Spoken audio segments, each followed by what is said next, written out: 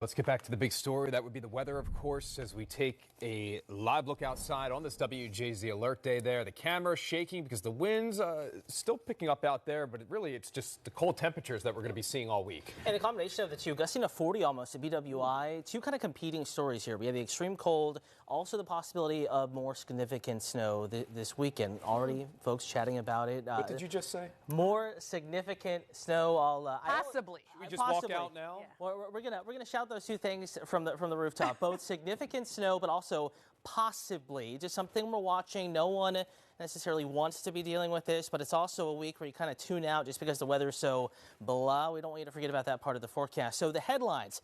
Today was the warmest day of the work week. Bitter cold blows in tonight. Temperatures already starting to drop. That's why it's so windy today. Front actually moving through as we speak. Dangerously cold. Alert days Tuesday, Thursday, Friday. Certainly will not be warm Wednesday, but those 3 mornings will be the most ridiculously cold. And weekend snow is, yes, still possible. So a lot to talk about in the first alert forecast. First this evening, this will go into effect at 7 p.m. A cold weather advisory, basically so cold, whether wind chill or otherwise, that it's going to be a risk to you if you're not outside and prepared and dressed appropriately for the cold. -5 to -18, that's what it's going to feel like tonight into tomorrow morning within that area, basically the entire state. 24 right now in Baltimore, though down to 22 on TV Hill, 22 in Bel Air as well, 21 in Westminster, a frigid 7 right now in McHenry. So again, it's already cold and only getting colder. You factor in the wind, feels like 9 in Baltimore, 13 Elkton, 6 in Westminster, nearly 10 degrees below zero in McHenry right now.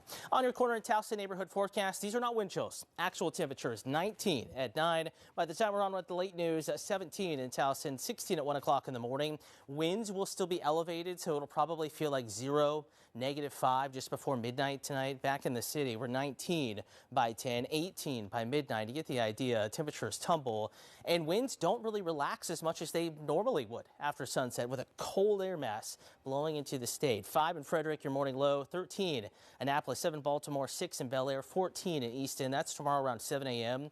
Won't warm that much from that point, but just know that's just a snapshot of the morning.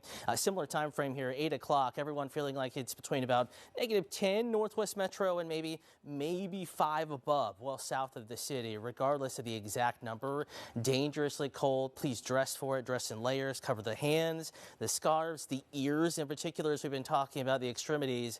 Easy to have issues there if you're outside for an extended period of time and you're not dressed right. 8 degrees and sunshine by 11, 15 at 10, 18 by 11 o'clock in the morning. High temperatures tomorrow, not warm, about like they were today. Low to mid 20s as an average, though a little warmer. College Park at 29, Easton 29, 31.